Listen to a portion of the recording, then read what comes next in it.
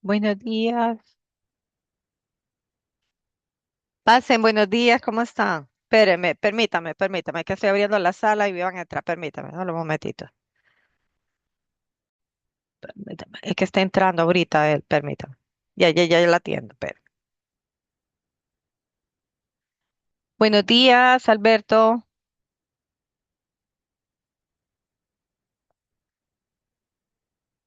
¿Aló? ¿Buenas? Buenos días. Usted me escucha. Hola, buenos días. Hola, buenos días, ¿cómo está, Alberto? Permítame, ¿me escucha? Permítame.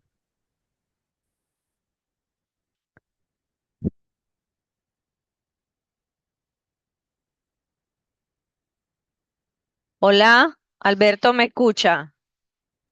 Permítame. Sí le escucho. Ah, bueno, muy buenos días, tengan todos. Es un placer que podamos tener aquí al máster Alberto Mejía Paniagua, investigador asociado hondureño con un gran interés en la ilustración científica, la zoología y la conservación de la vida marina, especialmente en tiburones y rayas. También le apasiona aplicar nuevas estrategias descoloniales en la conservación y la ciencia. Además de su investigación, Alberto es un activo comunicador científico en redes sociales, colaborando con diversas iniciativas en Latinoamérica. Actualmente cursa la licenciatura en Ciencias Biológicas con especialidad en Ecología y Biodiversidad de la Universidad Federal para la Integración Latinoamericana, UNILA, en Foz de Iguazú, Brasil. No sé si lo pronuncié bien, Alberto. Foz de Iguazú. Ajá, muy bien, gracias por corregirme. Eh, Entonces, para nosotros es un verdadero placer contar con su presencia y aquí los jóvenes ya están con nosotros. Voy a hacer algo ahorita para que se puedan ver. Voy a mostrar, voy a quitar el fondo. Permítame para que puedan ellos también salir y la sala. Voy a mostrar y pueda ver usted en pantalla que están los jóvenes. Perfecto. Muy bien, sí. Entonces, para nosotros es un verdadero placer y le damos la cordial bienvenida.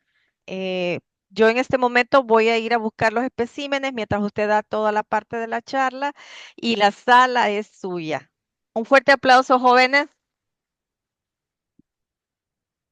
Muy bien. Bueno, muchísimas gracias. Principalmente, a mí me gusta muchísimo que las charlas que imparto así sean más como una conversación para que realmente se entienda lo que estamos hablando, porque quiero entender cuál es su perspectiva de lo que estamos hablando y cómo, ya sea la misma organización o yo, puedo adaptarme a la realidad, ¿no? En la que estamos viviendo en el momento, ¿no?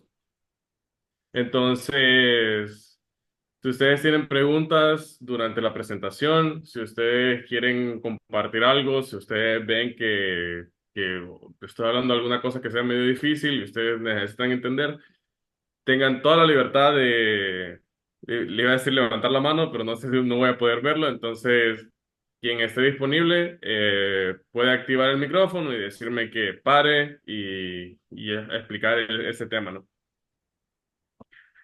Entonces, bueno, principalmente vamos a hablar sobre la biología e identificación de las rayas del Pacífico de Honduras. ¿Por qué? Porque en el Pacífico de Honduras la pesca de este grupo es más direccionada hacia rayas. Casi no vamos a ver pesca de tiburón o la pesca de tiburón va a ser bastante dispersa, ¿no? Tanto que ILLI ha desarrollado un programa de desembarcos en el Pacífico que trabaja en varias comunidades del Golfo de Fonseca. Los desembarcos, básicamente, nosotros vamos a los centros de acopio y que tal vez ustedes ya saben por el curso que están haciendo. Entonces vamos a los centros de acopio y nosotros nos encargamos a ver cuántas rayas están viniendo, eh, qué especies, si son machos o hembras, y también saber sus tallas, ¿no? Bien, ok. Bueno, primero, ¿qué es ILILI? ILILI es una ONG que trabaja estrictamente en la conservación marina, enfocándose principalmente en los tiburones y rayas. Nosotros trabajamos para mejorar los ecosistemas marinos y las capacidades de las comunidades locales de Honduras y próximamente en en otros países de Centroamérica. Nuestra visión es básicamente tener ecosistemas marinos saludables con poblaciones prósperas de tiburones y rayas para generaciones futuras. Porque, como vamos a ver a lo largo de la charla, los tiburones y las rayas tienen un papel muy importante en las áreas marinas y también para las comunidades pesqueras, ¿no? Nuestro equipo somos pocos. No sé si alguien me puede avisar si aparece la cámara con los demás integrantes o solo aparece la pantalla.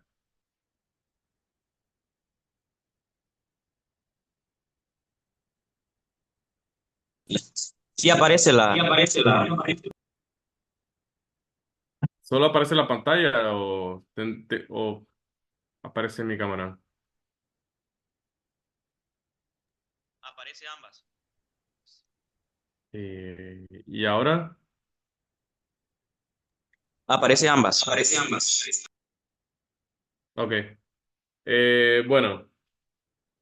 Nuestro equipo somos pocos, somos muy, muy pocos para lo que generalmente estamos acostumbrados para otras organizaciones de conservación, pero estamos distribuidos en varias partes del país. Yo infelizmente no estoy en Honduras, pero siempre estoy haciendo trabajo a distancia y siempre que puedo, ya sea en vacaciones o en momentos específicos, voy a Honduras y me trato de distribuir tanto en el Pacífico como en el Atlántico. En el Atlántico nosotros principalmente trabajamos en Islas de la Bahía y principalmente en la Mosquitia, que de la Mosquitia, Brus Laguna, ¿no? Ya en el Pacífico trabajamos en varias comunidades de ahí del Golfo de Fonseca. Actualmente Alfa Sevilla es la coordinadora del programa y ella antiguamente fue la que desarrolló el programa en el Pacífico, ¿no? ILLI trabaja principalmente sobre cuatro líneas estratégicas, que son el desarrollo de capacidades, la investigación, la colaboración con comunidades y alianzas estratégicas. Pero bueno, no sé, aquí ustedes qué me pueden decir sobre los tiburones o rayas. O sea, ¿qué se les viene a a la mente cuando piensan en tiburones o rayas o qué?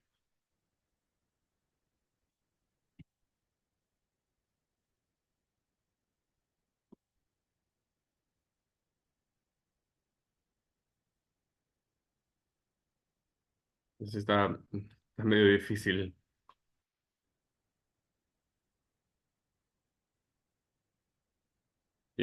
Bueno, no sé, voy a continuar entonces. Eh,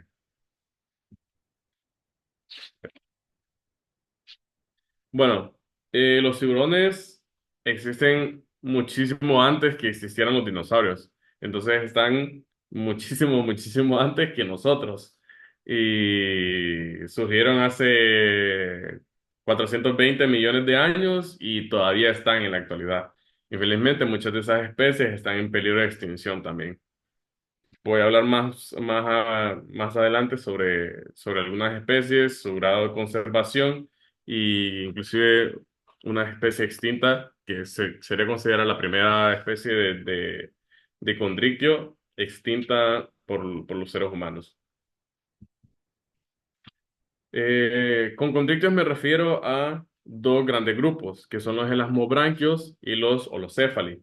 Los holocéfali son quimeras, son animales que son de profundidades muy profundas, valga la redundancia, y rara vez la vamos a ver en Honduras, por ejemplo. también como sabemos, el Pacífico de Honduras no tiene una profundidad muy profunda, entonces estos organismos van a ser imposibles de ver. Más en mar abierto sí se sabe que hay quimeras, pero ya no pertenecen a Honduras, ¿no? En el Atlántico sí tenemos muchas quimeras, pero igual son difíciles de ver porque no son animales que están cercanos a la superficie o en las zonas arrecifales. Y de estos grupos, de ese grupo, los que más más que tenemos conocimiento son los tiburones en las rayas, ¿no? Que son los elasmobranquios. Así vamos a tener una gran diversidad de elasmobranquios y vamos a tener tanto los tiburones y las rayas, dos grupos separados, que vamos a tener tiburones que son enormes, como el tiburón ballena, que probablemente muchos ya lo conocen, ya han escuchado de él, que es literalmente el pez más grande del mundo, porque sí, los tiburones y las rayas son peces que pueden medir hasta 18 metros. Y así tenemos tiburones bastante pequeños que pueden medir apenas 20 centímetros, ¿no? De ahí vamos a tener, por ejemplo, en rayas, la manta gigante, que puede tener una envergadura de 9 metros, y raya eléctrica menor, que apenas también unos 20 centímetros del ancho del disco. Esto del ancho del disco lo voy a tocar más adelante porque es una de las medidas principales que tomamos en las rayas. Sobre la anatomía de los tiburones y las rayas, este es básicamente el mismo formato que conocemos de tiburones, ¿no? Que es la aleta dorsal, la famosa aleta dorsal, que generalmente, qué sé yo, cuando éramos niños jugábamos que éramos un tiburón, pasaba así por la piscina, el mar, lo que sea. Porque sí, muchas especies de tiburones consiguen hacer eso. Y bueno, algunos tienen una segunda aleta dorsal, otros la perdieron totalmente. Y esto también, estas ciertas características, inclusive la posición de la aleta con relación a otras, nos va a ayudar a identificar algunas especies, ¿no? En cuanto a su anatomía interna, el esqueleto de los tiburones y las rayas está compuesto por cartílago, solo cartílago, puro cartílago, que es el mismo elemento que está compuesto, por ejemplo, parte de nuestra nariz, las orejas, o lo que le decimos el hueso blanco del pollo, por ejemplo, el hueso blanco de cualquier carne que solemos consumir. La diferencia principal de, por ejemplo, los tiburones a otros peces como las tilapias, los guapotes, qué sé yo, los robalos, es que los tiburones van a tener un hígado graso bastante grande. No sé si da para ver bien, pero es muy grande porque ellos lo utilizan de dos maneras. Este hígado, a ser graso, también les ayuda a controlar la flotabilidad y también les ayuda a mantener, eh, tipo, como reserva alimenticia, ¿no? En épocas de escasez. Y eso mismo se va a aplicar para las rayas también.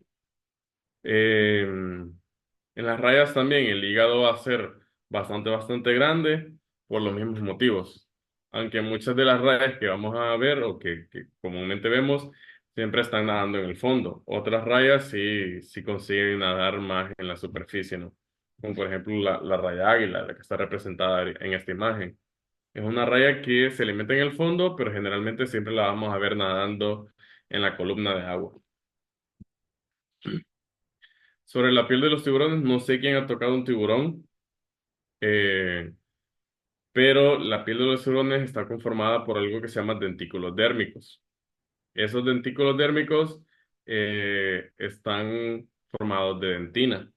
Una cosa interesante de esta situación es que, eh, bueno, los biólogos o personas que trabajan en el área de la biología, entendiendo el surgimiento de las especies o el origen de las especies, am, vemos cómo evolutivamente nuestros dientes son homólogos, o eso quiere decir que son casi la misma cosa que los dentículos dérmicos, porque hay una de las grandes teorías de que cómo surgieron los dientes en nosotros es que estos dentículos dérmicos de los tiburones o los tiburones del pasado que se mantenían cerca de la boca, se fueron haciendo más fuertes para poder alimentarse y poder triturar cosas. Luego esos dentículos que eran más grandes se fueron internalizando hasta conformarse en dientes. Y obviamente, hablando de tiburones, tenemos que hablar de dientes, que tal vez es, nada, lo más famoso de los tiburones. Tal vez muchos aquí saben que eh, los dientes de los tiburones se van reemplazando cada vez que uno se cae. Un diente de tiburón puede durar hasta 2 semanas y puede tener una vida útil de 2 semanas y puede ser reemplazado en simplemente un día. Muchas especies van a ser fáciles de identificar por la posición, por la forma de sus dientes. Por ejemplo, el tiburón tigre, que, que no sé si da para señalar, pero es este de aquí, eh, es el que está curveadito para afuera. Ese es un diente de tiburón tigre. Es un tiburón que está especializado en comer tortugas. Entonces, esos dientes les ayudan que cuando ellos hacen este movimiento, les ayuda a cortar el caparazón de las tortugas. Y así, por ejemplo, eso nos va a decir muchísimo de la dieta de estos tiburones. Por ejemplo, los tiburones martillo son tiburones que van a tener dientes bastante finos, porque son tiburones que están especializados en cazar peces y principalmente rayas también. Entonces ellos van a necesitar que esas presas sean más fácil de capturar y que se queden más como atrapadas en la dentición, ¿no? En los dientes. Así, por ejemplo, las rayas no van a tener dientes así marcados como los tiburones, sino que ellos van a tener lo que se llaman, que se llaman placas dentales, y esas placas dentales les van a ayudar a triturar, como si fueran los mismos molares, ¿no? Entonces las rayas, que suelen comer otros peces, suelen comer moluscos, caracoles, cangrejos y tal. Entonces ellos necesitan esos dentículos, esa placa dental para triturarlos, ¿no? Así también, sobre los sentidos de los tiburones, ellos van a tener uno de los órganos principales o de los sentidos principales, son las ampollas de Lorenzini, que son órganos especializados en captar bioelectricidad. La bioelectricidad básicamente sería que ya sea los peces, los seres humanos, cualquier otro ser vivo, produce ciertas descargas eléctricas, ya sea el latir del corazón, ya sea el movimiento de los músculos, ya sea el mismo parpadear de los ojos o la misma respiración, eh, produce pequeñas descargas eléctricas. Y entonces estos órganos que están localizados mayoritariamente en la región del rostro de los tiburones y las rayas, van a ser especializados para captar este tipo de electricidad. Así también los tiburones, a pesar de que no parezca tal vez, van a tener una visión muy, muy buena. Pero obviamente también, igual que a nosotros, la visión va a depender de la visibilidad que tengamos en el ambiente. Ya sea, por ejemplo, si las aguas están muy turbias, los tiburones tal vez no van a depender muchísimo de esa visibilidad, de la visión. Entonces van a depender de otros órganos, ¿no? También, por ejemplo, van a tener una línea lateral que es sensible, que básicamente esa línea lateral les ayuda a entender en dónde ellos están posicionados. Así también les va a ayudar a sentir, eh, esa misma cuestión de la posición, la proximidad de otras cosas. Y, por ejemplo, si saltamos al agua, si hacemos algo, ellos van a sentirlo por esta línea lateral, ¿no? Así también, que no parezca, los tiburones tienen un oído interno, que también es sensible, muy, muy sensible a los sonidos y a las presiones que suceden en el agua, ¿no? Y también la nariz, que también, aunque no lo parezca, los tiburones tienen, lo que se llaman nostrilos, porque no es de hecho una nariz como la de nosotros, sino que simplemente son los agujeros por donde entra el agua y que están llenas de órganos, estas nostrilas están llenas de órganos especializados, organelos especializados, que consiguen sentir la, las características químicas, físico-químicas del agua, ¿no? Hablando sobre estos sentidos, probablemente todos aquí oyeron hablar sobre el incidente que hubo en Honduras, o los dos incidentes que hubo en Honduras con tiburones. Principalmente, aquí hay que hablar varias cosas. Pudieron haber sido varias circunstancias que llevaron que este incidente sucediera, pero el nivel de desinformación que hubo sobre los tiburones en ese momento generó que muchas personas salieran a cazar tiburones a diestra y siniestra, y es básicamente buscar una aguja en un pajar, porque el océano es enorme, el mar es enorme, y jamás íbamos a encontrar el tiburón que mordió a la persona. Entonces, por ejemplo, pues, no sé si ustedes vieron algunos videos que algunas personas sacaron hasta tiburones martillos, que son tiburones que le tienen muchísimo miedo a las personas. También esa foto que salen los dos tiburones abajo, que es el mismo, ese es un tiburón toro. El de arriba, por ejemplo, se hizo bastante viral cuando sucedieron esos accidentes, pero ese es un video que fue grabado como en el 2022, que no tenía nada que ver, no tenía correlación ninguna con los accidentes sucedidos el año pasado.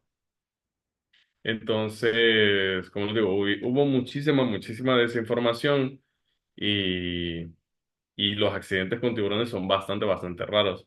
En Honduras, accidentes directos con tiburones solo hemos registrado tres en los últimos 40 años, que sucedieron dos el año pasado y uno que hubo como en los 90. Entonces, como les decía, son cosas bastante raras. Y principalmente es más probable que te muerda un perro a que te muerda un tiburón. Por ejemplo, en Estados Unidos, los tiburones matan a 8 personas al año, y las vacas matan a 655, los perros a 250. Bueno, y el animal más mortal del mundo, que es el mosquito, mata a miles y miles de personas al año. Entonces, la comparativa que se tiene, por ejemplo, de las vacas, del miedo que se tiene hacia las vacas y hacia los tiburones, es bastante dispareja, ¿no? Y eso no quiere decir que le vamos a tener miedo a las vacas o que tenemos que seguir teniendo miedo a los tiburones, sino que realmente hay muchísima desinformación que circula en las redes, que tal vez no estamos viendo todo el panorama, ¿no? Y por ejemplo, ese soy yo. Yo fui mordido, muestreando tiburones en Utila.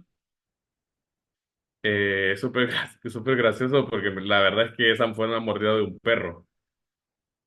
El mismo día que sacamos tiburones, regresé con mis manos intactas, con mis dedos intactos, poniendo un pie en la playa, me mordió un perro.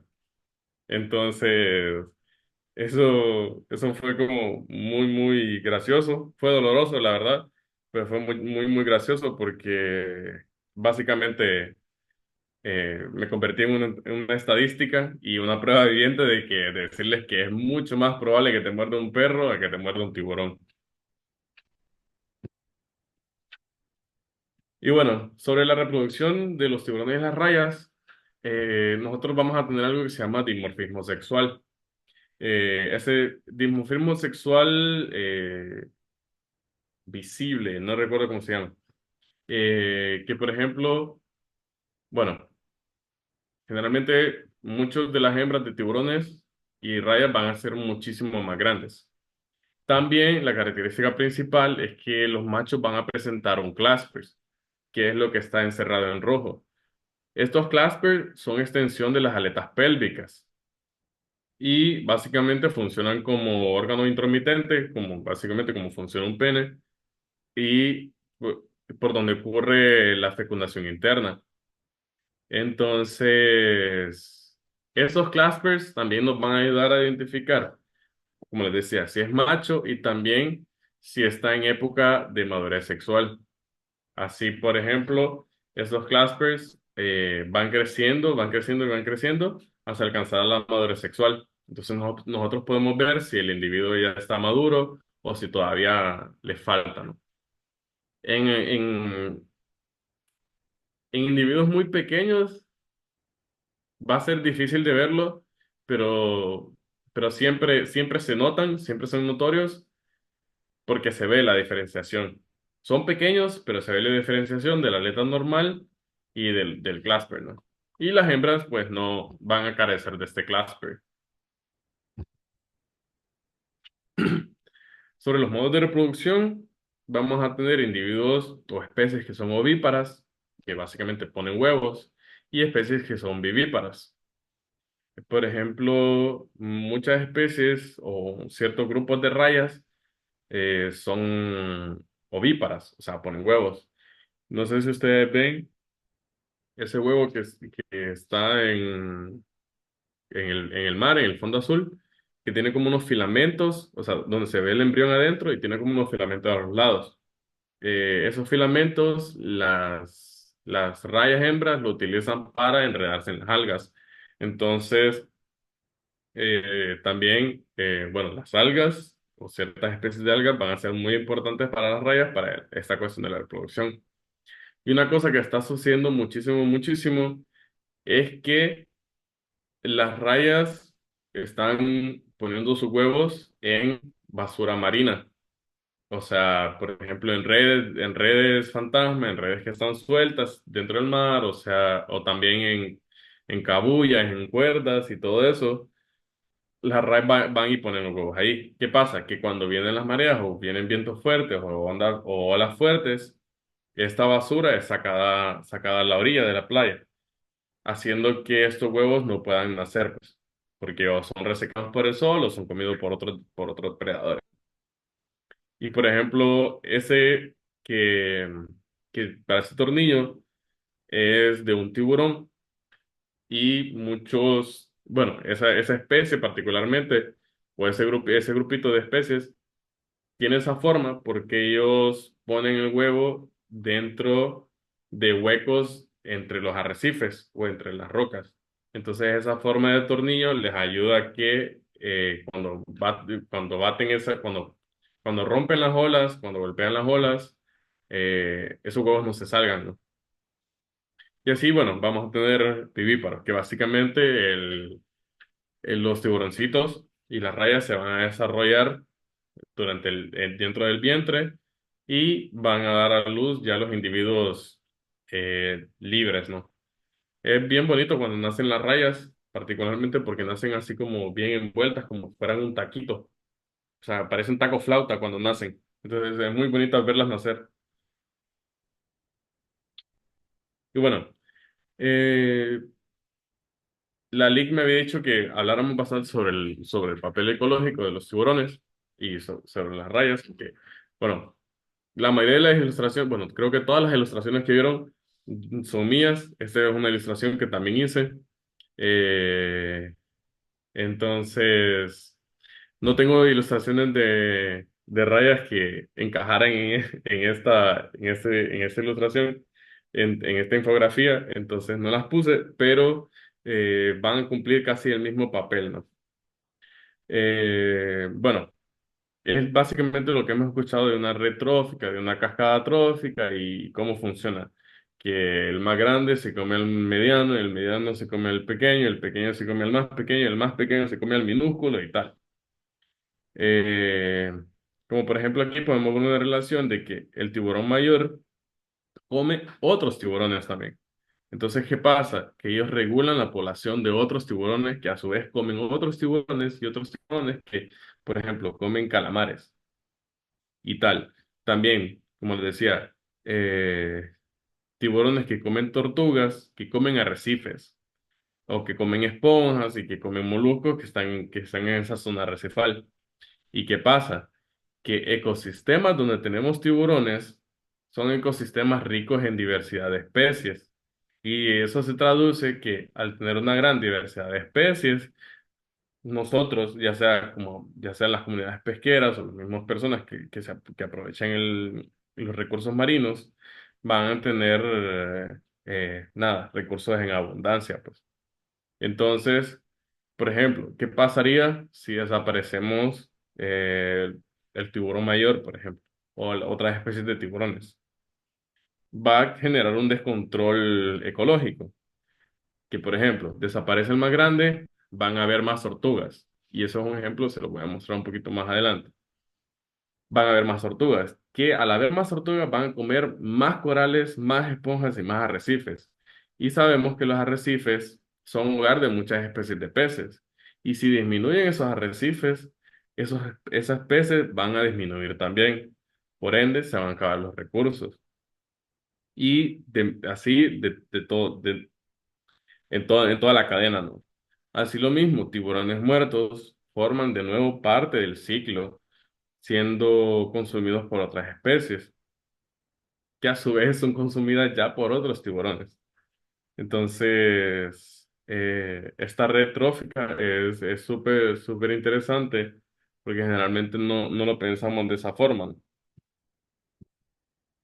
Entonces, por ejemplo, vamos a tener algo que se llama efectos top-down, que básicamente van a ser de arriba para abajo. Bueno, que es los tiburones regulan la abundancia y distribución de sus presas, ¿no? Por ejemplo, en este caso un tiburón blanco, y haciendo un énfasis, en Honduras no tenemos tiburones blancos, no existen tiburones blancos en el Caribe y probablemente nunca van a existir, porque los tiburones blancos prefieren aguas frías. Entonces van a estar más ubicadas más al norte y más al sur. Entonces, bueno, volviendo. Eh, por ejemplo, este tiburón blanco comiendo una foca. Entonces, directamente, él va a disminuir la población de focas. Eso es un efecto directo. Y, por ejemplo, tenemos especies que comen plancton o fitoplancton y tal, eh, como el tiburón ballena, que es el pez más grande del mundo y se alimenta de cosas minúsculas también. Entonces, este tiburón va a alimentarse de nada, de plancton y que a su vez va a regular, por ejemplo, otras especies que, bueno, no sé si han escuchado sobre áreas de reproducción de peces o zonas eh, se me fue el nombre, pero son zonas de agregaciones reproductivas de peces, ese es el nombre. Bueno, muchas especies de peces se agregan y sueltan huevos y espermas en el agua. Entonces hace que esta agua sea bastante nutritiva para los tiburones ballena. Entonces, por ejemplo, ellos van a estar muy asociados a estas agregaciones reproductivas de peces. Entonces, a su vez, ellos al pasar filtrando toda esa área, van a disminuir la cantidad de peces. Y no quiere decir que eso sea malo. Van a disminuir la cantidad de peces, haciendo que otras especies tengan espacio para ellas también. Y que también la competición de esos recursos entre las mismas especies sea más pareja, ¿no?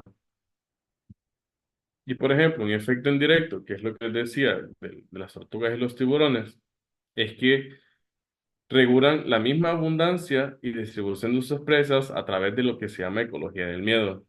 Que la ecología del miedo es básicamente que el simple hecho de que la existencia de un predador en aquel ecosistema hace que las especies se distribuyan espacialmente de diferentes formas.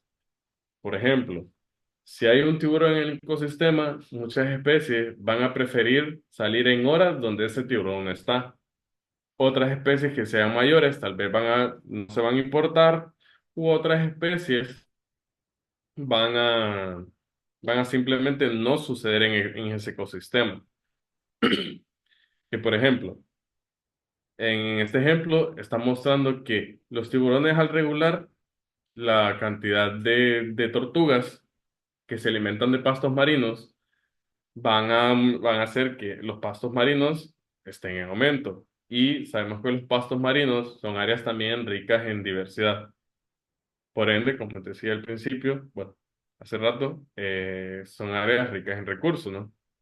Entonces, por ejemplo, si vamos disminuyendo la cantidad de tiburones, vamos aumentando la cantidad de tortugas, que aumentaría también mayor predación o mayor consumo de los pastos marinos.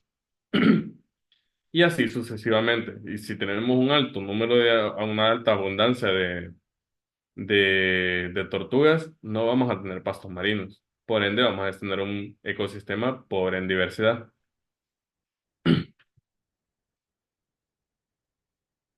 Sobre su conservación, el 37% de los tiburones rayas y rayas están amenazadas de extinción. Como les decía al principio, en 2024 se declaró por primera vez una especie extinta de raya, creo que del sur de África, si no mal recuerdo, no sé si es de Madagascar o una cosa así. Y 93 especies están en peligro crítico de extinción. 130 están amenazadas, 178 están vulnerables, 129 están casi amenazadas y el resto, bueno, está en como coqueteándole a la extinción también, ¿no? O entrando en amenazadas, ¿no? Y 172 especies van a estar declaradas, consideradas como eh, falta de datos, ¿no? Que esto también es un problema, porque al no tener datos de estas especies, no sabemos cómo está su estado de conservación. Entonces podemos tener especies que se están extinguiendo y nosotros no lo sabemos, o especies que están al punto, al mismo borde de la extinción que podemos conservar y no lo estamos haciendo. Y obviamente eso va a tener muchísimos factores por la cuestión de que no podemos investigar, ya que sea, por ejemplo, son especies que viven en profundidad, son especies que, qué sé yo, son endémicas de una región y en esa región hay pocos recursos, como Honduras, por ejemplo, pocos recursos económicos para estudiarlos y, eh, y bueno, como les decía, esto va a crear que al no conocer estas especies se estén extinguiendo, no sepamos y no sepamos cómo actuar y al final acabemos cada vez empobreciendo más nuestros ecosistemas marinos por toda esa misma cuestión que les hablé sobre la importancia de estos organismos en ese ecosistema, ¿no? Porque la principal amenaza es la sobrepesca. Actualmente pescamos 100 millones de tiburones y rayas al año. 100 millones de tiburones y rayas al año. Y muchas veces solo por sus aletas. También otras especies quedan atrapadas en las que son redes fantasma, que son redes de barcos, generalmente barcos industriales, que quedan varadas en el mar y nada, acaban atrapando especies que no son aprovechadas, ¿no? O simplemente atrapan cardúmenes o una gran cantidad de individuos que terminan muriendo, ¿no? Porque muchas especies de tiburones necesitan continuar moviéndose para poder respirar. Otras especies hacen lo que se llama respiración bucal, que básicamente mueven su boca, mueven, mueven su mandíbula, en este caso, de esa forma, bombeando aire, disculpa, bombeando agua hacia las branquias, ¿no? Entonces, por ejemplo, eso va a afectar muchísimo a las especies que necesitan ese sistema de seguir nadando para poder respirar. Y bueno, eh, es de una cantidad absurda de tiburones. Y por ejemplo, el que les decía, en Honduras solo hemos tenido en los últimos 40 años 3 accidentes con tiburones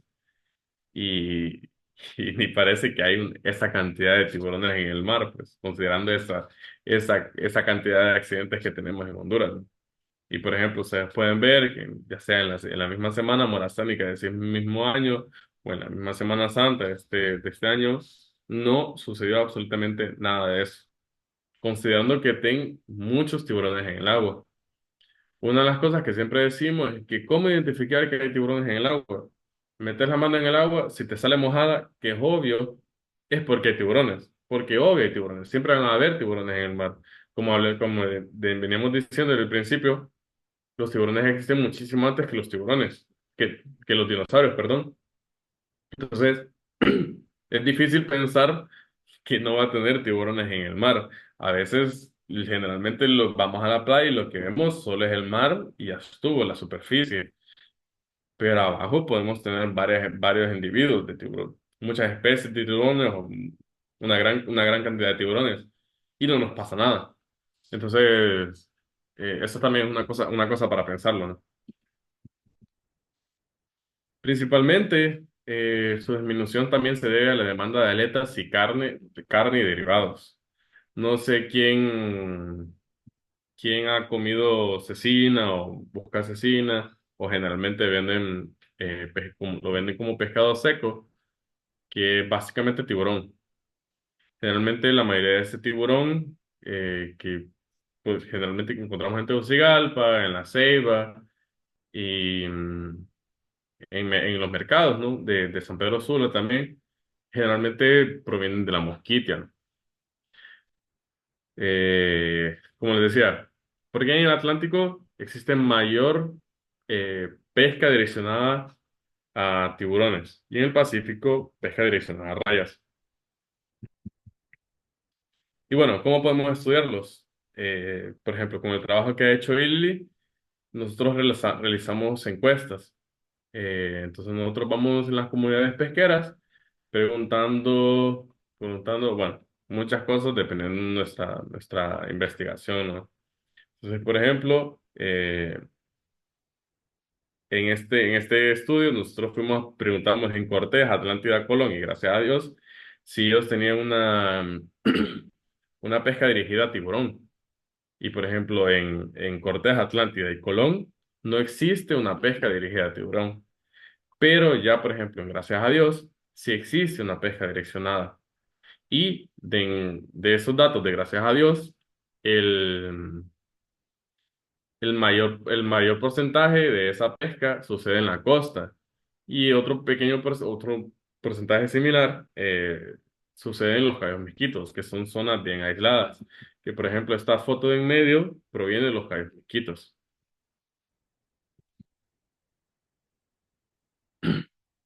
También nosotros, bueno, continuamos con esta cuestión de los desembarcos. Entonces nosotros vamos, medimos, identificamos los tiburones, identificamos qué especie es y cómo, nada, y también después nosotros ahí vemos también si la especie ya si era macho, si era hembra, ya estaba maduro y tal, y muchas otras características, ¿no? Entonces, generalmente ese es el principal método que tenemos, que son los desembarcos pesqueros y también realizamos encuestas de mercados. Por ejemplo, que básicamente ir a los mercados como te decía, San Pedro Sula, Tegucigalpa y La Ceiba, a ver qué es lo que se está vendiendo. Porque muchas veces nos venden pescado seco, entre comillas, y que realmente es tiburón. Porque muchas personas no saben identificarlo, pero principalmente para identificar si es tiburón o es pescado, es que si el filete no tiene ninguna forma o no tiene una forma específica de pescado, o no tiene aletas o no tiene cabeza, es casi probable que sea tiburón. Y si es un pescado que se lo venden sin escama, disculpa, sin espinas, también es muy probable que sea tiburón. Y cabe señalar que también en Honduras, desde 2011, Honduras es santuario de tiburones. ¿Eso qué quiere decir? Que la pesca de tiburones está prohibida en casi todo el territorio hondureño. Digo casi porque en el 2016 fue derogada esa ley y solo fue permitida la pesca incidental de tiburones para la región de la Mosquitia, porque a pesar de que que la ley exista y la consideramos una buena ley, no fue muy bien planificada, como muchas cosas, me imagino, en Honduras, ¿no? Pero no fue muy bien planificada, porque, por ejemplo, principalmente, la pesca de tiburón siempre ha existido en la Mosquitia. Entonces, ya sabemos que cuando vuelven algo prohibido, lo vuelven ilegal.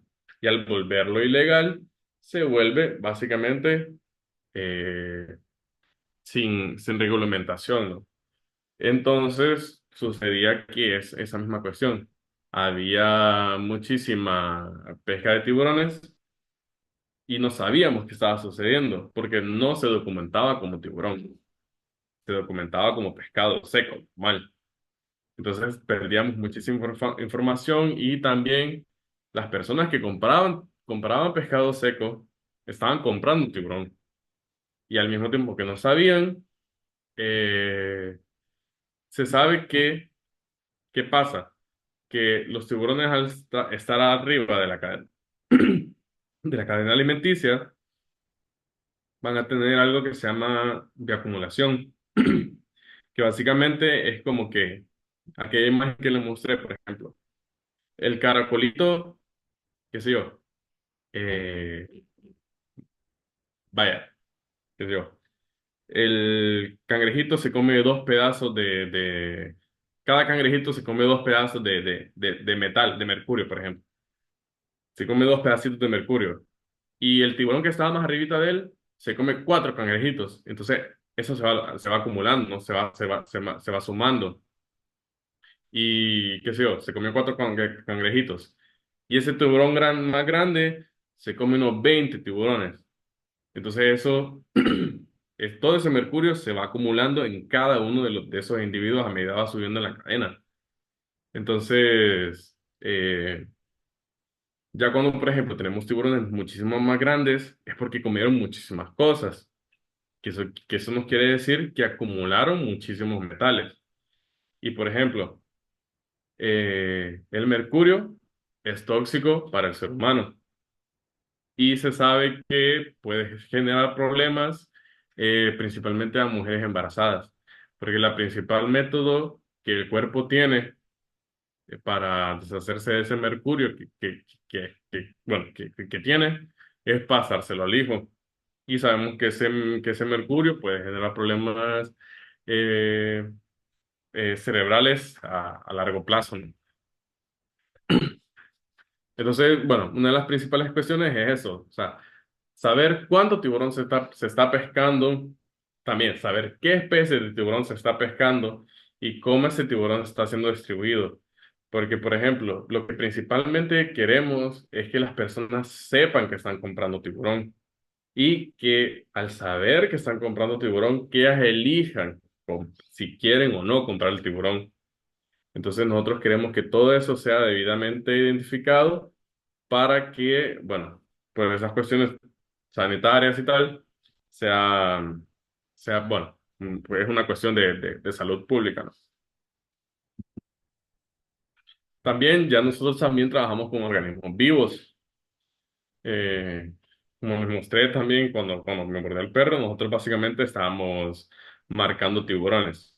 Nosotros soltamos anzuelos y nada, sacábamos los tiburones y los marcábamos con una etiqueta identificadora, ¿no? Entonces, por ejemplo, que ese día bueno, que sucedió esa vez que nosotros eh, un día marcamos un tiburón y 3 días después unos buzos nos mandaron fotos del tiburón marcado. Entonces nosotros vimos de dónde encontramos ese tiburón, cómo él se fue moviendo. Y eso es por medio también lo que se llama ciencia ciudadana. Nosotros también ahorita estamos implantando en unas especies de tiburones que son como radares, ¿no? radares acústicos. Entonces, eh, no sé si ustedes nos siguen en las redes sociales. Al final les voy a dejar las redes sociales. Bueno, pero bueno, ahí tenemos un poquito más explicando sobre esos radares acústicos. Entonces, lo que pasa es que esos radares acústicos están en el arrecife y cada vez que un tiburón pasa por ese radar acústico, nos va a dar una señal y ya sabemos que cada, cada, cada radarcito que le pusimos al tiburón tiene un número específico. Entonces, nosotros ya sabemos qué individuo es y cada cuánto pasa ahí, si pasa muchísimo o si ya se fue. Entonces, eso también es una forma que los estudiamos.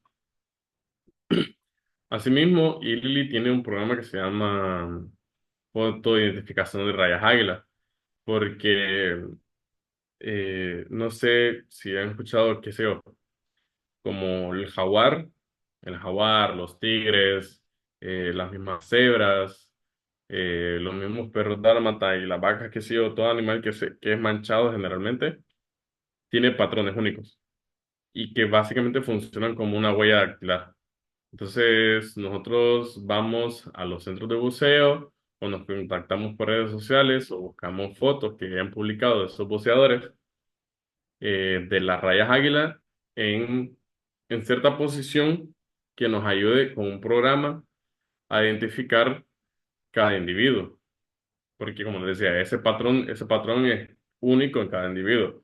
Entonces, lo mismo que como es como que si nosotros le pusiéramos un tag así con una etiqueta, como les mostré de este tiburón, del 637, eh, es como si nosotros le pusiéramos una etiqueta visual, por ejemplo.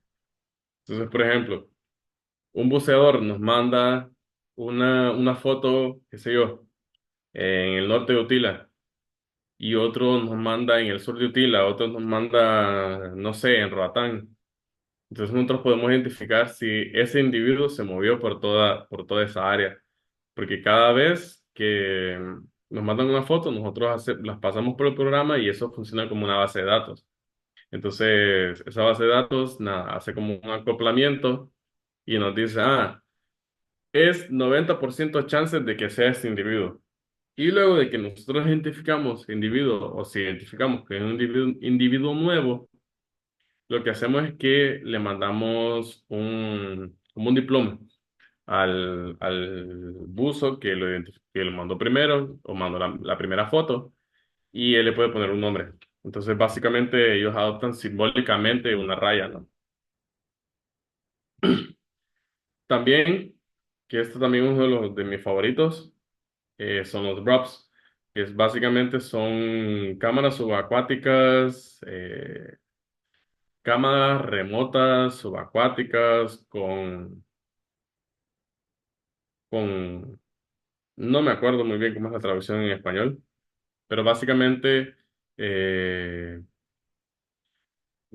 es, tiene encarnada, ¿no? O sea, es una cámara, generalmente una GoPro, que va puesta en este armazón y que es dejada en ciertos puntos específicos del arrecife o del mar abierto, ¿no?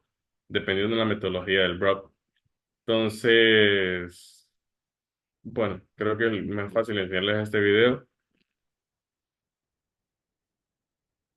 que eso es lo que hace un drop.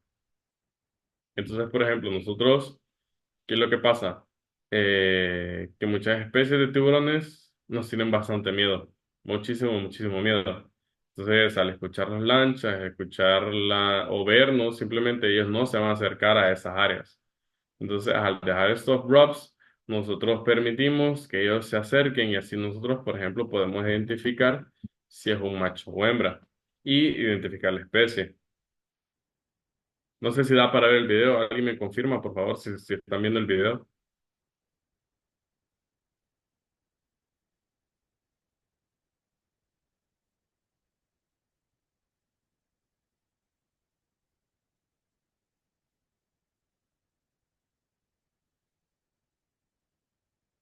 Ok. Bueno, entonces ese es uno de mis videos favoritos también. que nosotros podemos identificar la especie, que sea un tiburón martillo común, nosotros podemos identificar también si es macho, y con otras metodologías, nosotros podemos identificar también el tamaño que tiene el tiburón, ¿no? Y bueno, hablando ya sobre la diversidad de rayas, las rayas van a ser bastante diversas, pero generalmente van a tener la misma característica, que son aplanadas en su grande mayoría. Aunque no lo parezca, el pez sierra, ese que está abajo, grandote, que parece un tiburón, es una raya, porque, qué sé yo, que estamos más acostumbrados, como por ejemplo las que están en medio, las que están arriba un poquito, eh, y nada, entonces, bien, tal vez sería difícil, pero una de las características principales de las rayas es, bueno, ese cuerpo achatado, y sobre todo la posición de la boca y la posición de sus branquias, ¿no? Que por ejemplo los tiburones van a estar posicionados a los lados de esta forma y en las rayas van a estar posicionadas así, para abajo, de esta forma, como muestra en la imagen. Entonces, por ejemplo, en su anatomía vamos a tener un hocico, un espiráculo y algo que se llama el disco, que el disco básicamente va a ser la parte más ancha de aleta a aleta, o sea, de la punta de la aleta a otra, y lo que sería básicamente una envergadura. Nada, vamos a tener las mismas aletas pélvicas, algunas rayas, como por ejemplo, el pez sierra cuenta con dos aletas dorsales, que por eso es que parece, o es muy confundido con un tiburón. Pero así vamos a tener rayas más pequeñas que igual van a tener dos aletas dorsales. Y bueno, generalmente también son muy conocidas por tener esa espina y tal, ¿no? Como les decía, las branquias, las aberturas branquiales siempre van a estar posicionadas hacia abajo. Siempre. Si no están posicionadas abajo, no es una raya. Entonces, bueno, van a tener su boca y su narina. Sus narinas, la cloaca y bueno, pueden ver los claspers y las aletas pélvicas, ¿no? Sobre las especies que tenemos en el Pacífico, vamos a tener la raya moteada o raya pringueada, que, que está caracterizada como vulnerable y bueno, no es difícil de identificar porque va a tener ese mismo patrón de manchitas, ¿no? Creo que va a ser de las rayas más fáciles de identificar, que es Etobatus laticeps. Luego va a tener la raya gavilán, eh, que esa va a ser bueno, va a tener esa coloración y va a tener la forma en la cabeza, va a parecer como una M y muchas veces le dicen nariz de vaca porque si parece la nariz de una vaca. Entonces, esa va a ser una de las características principales, ¿no? Luego vamos a tener la raya de diablo, que le dicen diablo porque tiene esas estructuras que son aletas, bueno, son una expansión de sus aletas con las que les ayudan a alimentarse y van a aparecer como cachos, ¿no? Y por eso es que le dicen raya de diablo. Esa va a ser muy rara de ver, muy rara de ver esta raya de diablo. Entonces, cualquier eh, individuo que aparezca eso es súper importante registrarlo, registrar el tamaño, registrar el sexo y registrar dónde fue pescado también.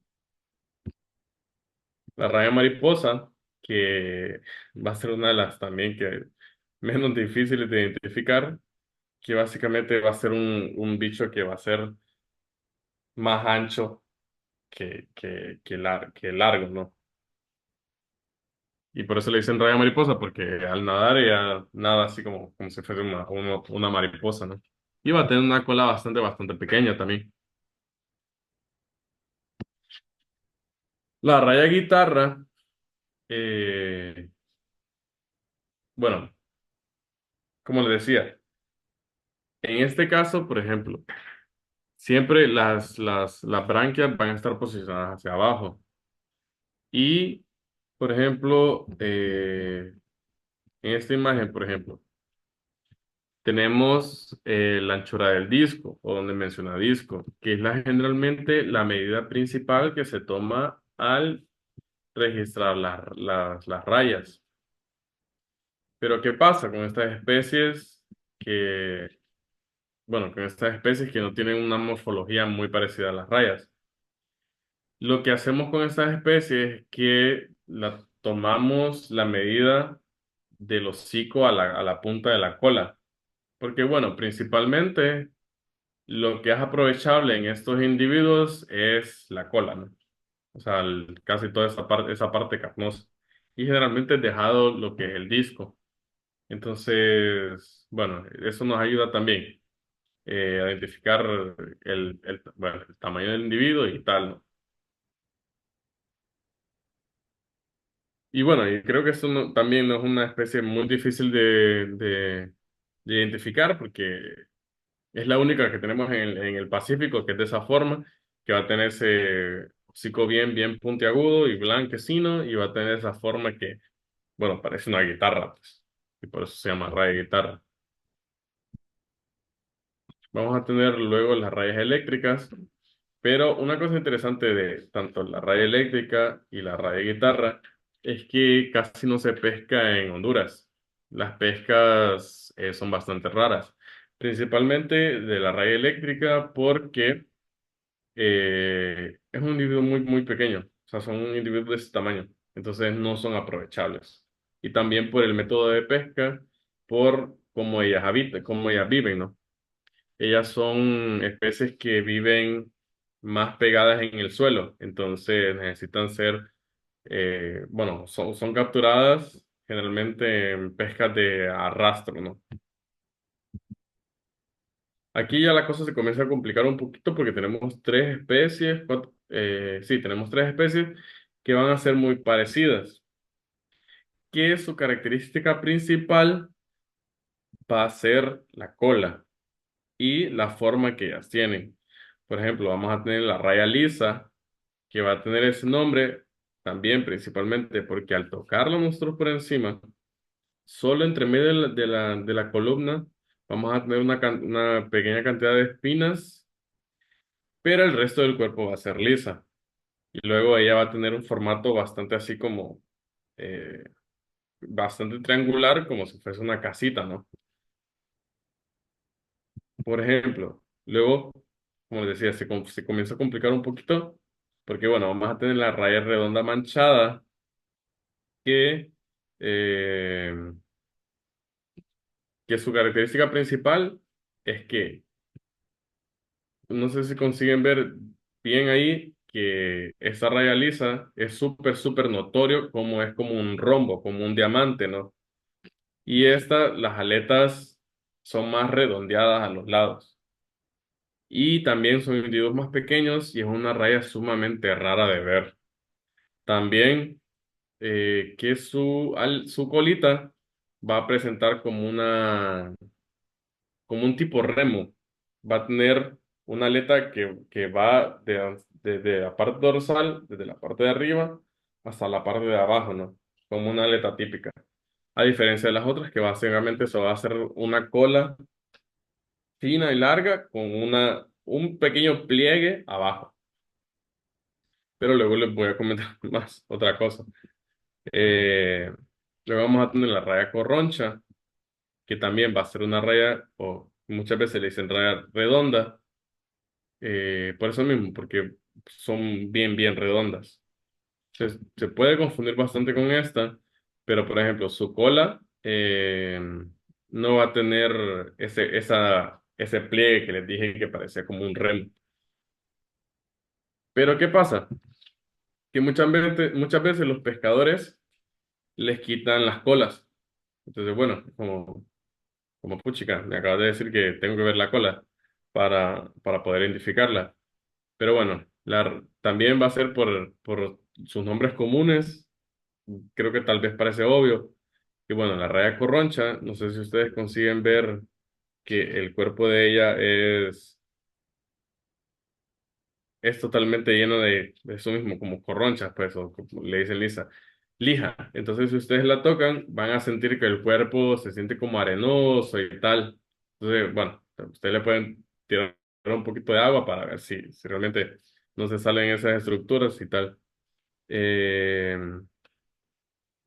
luego, con esa misma, por ejemplo, va a ser lisa, pero va a tener esa característica de tener las aletas redondeadas. Y esa de parecer diamante. Hago énfasis en estas tres porque, como les digo, muchas veces los pescadores les quitan la cola. Entonces, se nos puede dificultar por eso.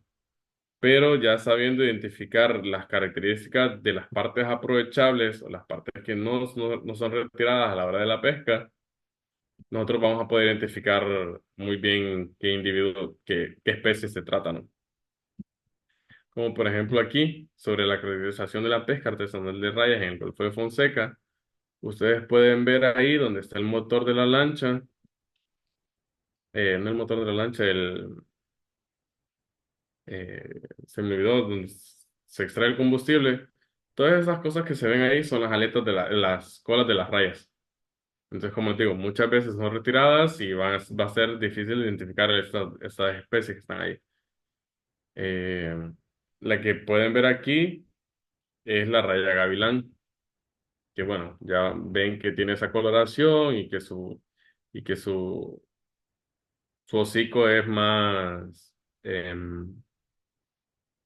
parecido como les decía, a la cabeza de una vaca, ¿no? A la nariz de una vaca. Entonces es una especie bastante chata, ñata, perdón.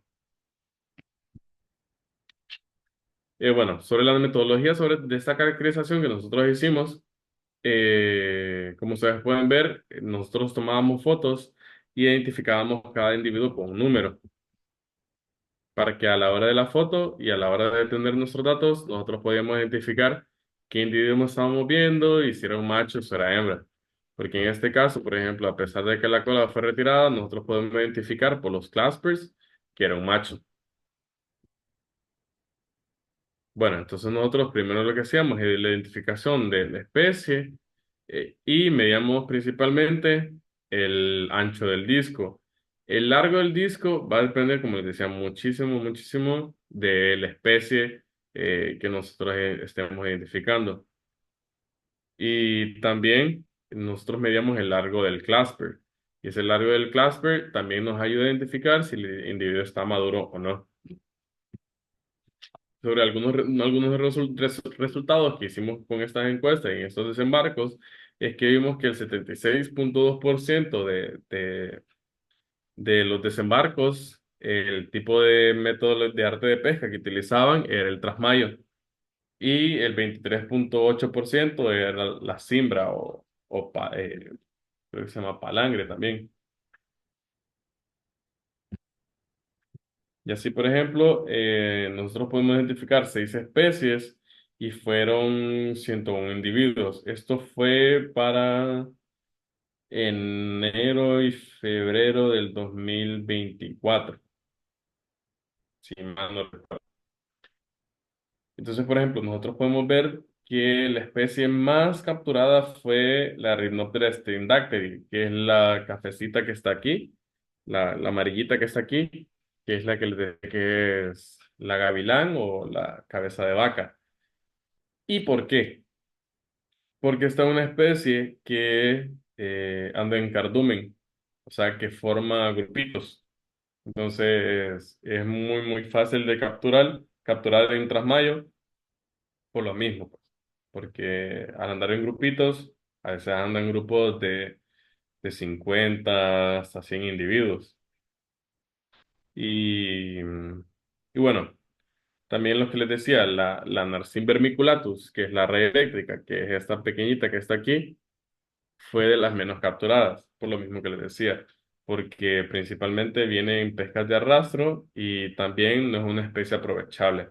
Entonces, ¿qué pasa? Que muchas veces cuando es pescada o cuando sube al barco, al no ser aprovechable, es descartada. Entonces, en este caso, no medíamos nada porque, bueno, era descartada, ¿no? Y así, por ejemplo, sobre los datos de Rhinoptera stendacteri, nosotros, por ejemplo, vemos que el tamaño promedio de estos individuos era mayor que 70 centímetros, el tamaño del ancho del disco, ¿no? Y que la talla de madurez sexual está entre los 60 y los 70 centímetros. Y es así mismo para machos y así mismo para hembras. ¿Eso qué nos quiere decir?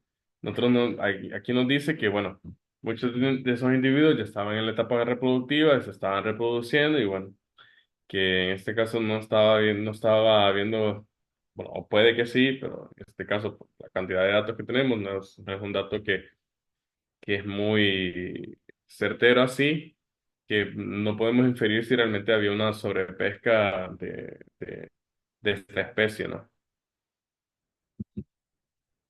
Y bueno, más sobre los resultados, sobre la cuestión permítame, sobre la cuestión de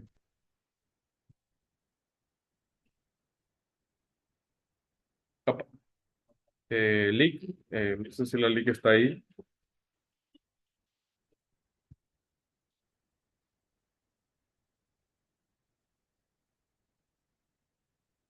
Buenas. Perdone que tenía apagado el micrófono. Le preguntaba que si vamos a extendernos más porque ya contamos con una hora y ya vamos 1 hora y 20 minutos. Entonces quería saber Sí, esta es si la nos falta última. poco. Ah, ya, perfecto, Esta es la está bien, última gracias. diapositiva, de Bye. hecho. Está bien, ya. Eh, bueno, entonces, sobre las especies objetivo que teníamos en esos resultados, es que, bueno, el 80% de estas especies, o sea, bueno, estos resultados no era pesca direccionada y que el 14%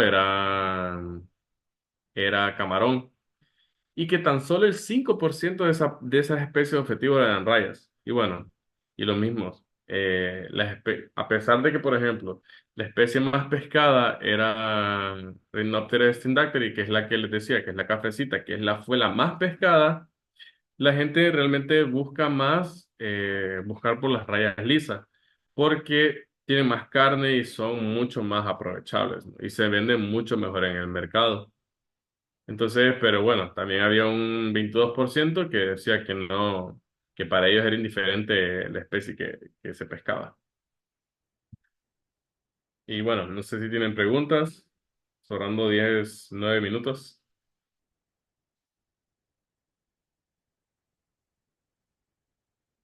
Vamos a darle un fuerte aplauso, por favor, a Alberto.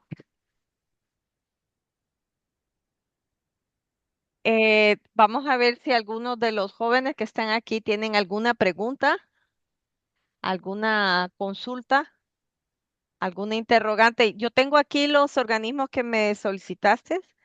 em, Ujú, los tengo aquí para poder desarrollar la parte de rayas y tiburones. ujú. Entonces, no sé si, permíteme, voy a encender la camarita.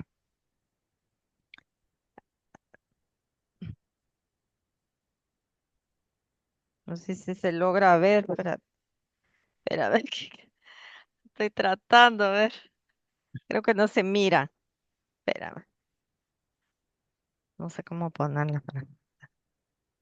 Ahora sí, ahora sí. Ahora sí, ok. Sí, Esa, por ejemplo, no sé si hay algún voluntario que quiera intentar identificarla o decir una de las características que mencionamos muchísimo de esa especie. sí, por lo menos esta. ¿Se acuerdan que él lo mencionó? A ver si alguien quiere ayudarnos.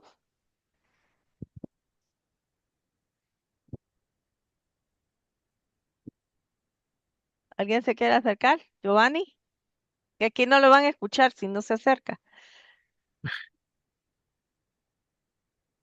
Venga, ya viene, permíteme. Está bien, ya.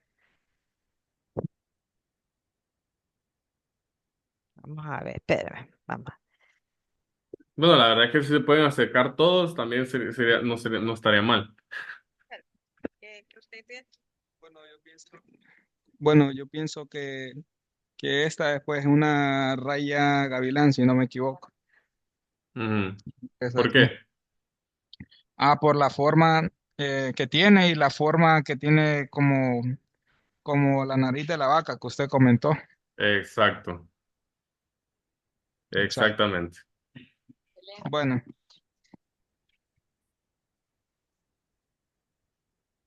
Muy bien, han estado presentes. Y también tenemos aquí estas pequeñas. Mira, Esas pequeñas son bastante interesantes. No sé si podemos ver, si puedes acercarle esa fue la la que punta te de la mandé la cola. foto. Ah, sí, permíteme. Entonces me voy a poner el guante, permíteme, que lo tengo.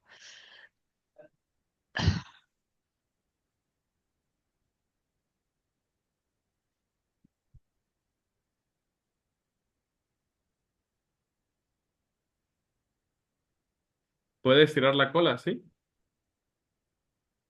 Espéreme, es que está como quebradita también. Ah, Ya, ok, ok. ahí. Entonces, por ejemplo, esa tiene una aleta, o se puede distinguir una aleta en la cola. Es redondeada, está redondeada, son de las La redondas. cola, ok. No, la cola no, es larga. Ah, ok, es larga y fina. Sí, sí, tiene una Ok, espina aquí. entonces, ajá. Entonces esa probablemente sea una raya lisa, por lo mismo que les Ajá, la decíamos. raya lisa, sí. Que la raya lisa va a tener esa cola bastante fina y nada redondeada. Este es un macho porque aquí están los claspers. Exacto, ese es un macho. Esa tiene cola. Sí, sí, solo porque es que es un poco más pequeña, mírala, Ujú. mira la cola. Ajá. ¿La cola cómo es? ¿También es fina o es redondeada? Termina en una espina. Ok, ok, entonces tal vez por la forma que se ve, tal vez sea una raya manchada. Ujú. Sí, mira aquí, no sé si la ves. Ujú, ujú. Entonces, por ejemplo, ustedes pueden ver que ese es un macho. Sí, Tiene exactamente. otra que creo que tiene otra que es hembra y bueno, sería bueno Sí, que vieran las diferencias de macho y hembras. sí, aquí está. Exacto. Esa es una hembra, por ejemplo.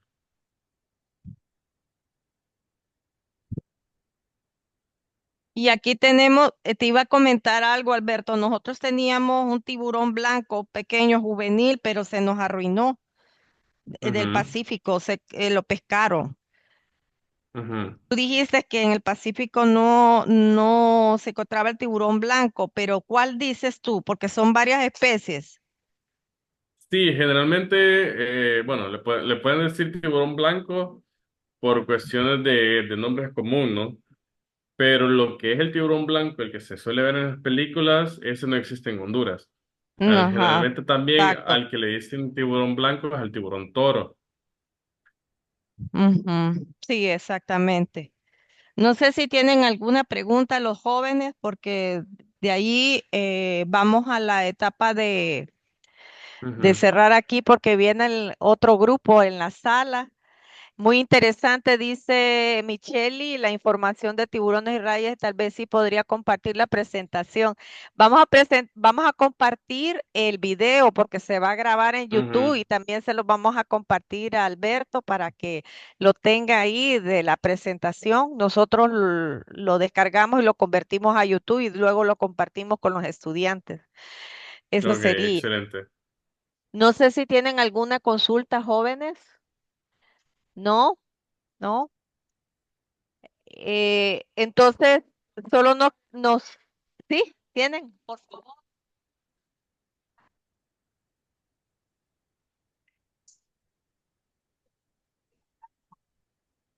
quería preguntarle con respecto, ¿cuál es la raya más sobreexplotada aquí en el Pacífico?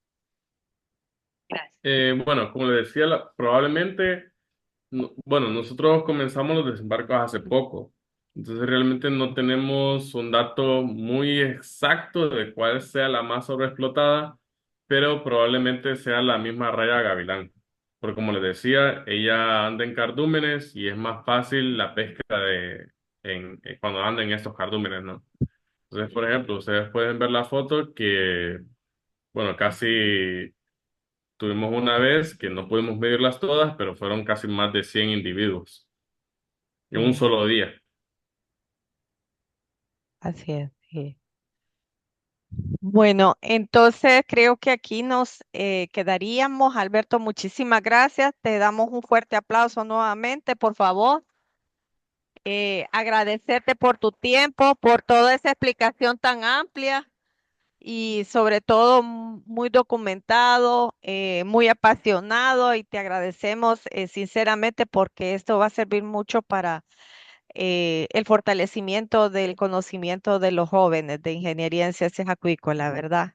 Muchísimas gracias. Vamos a cerrar aquí. Vamos a parar la Eh, grabación en este momento.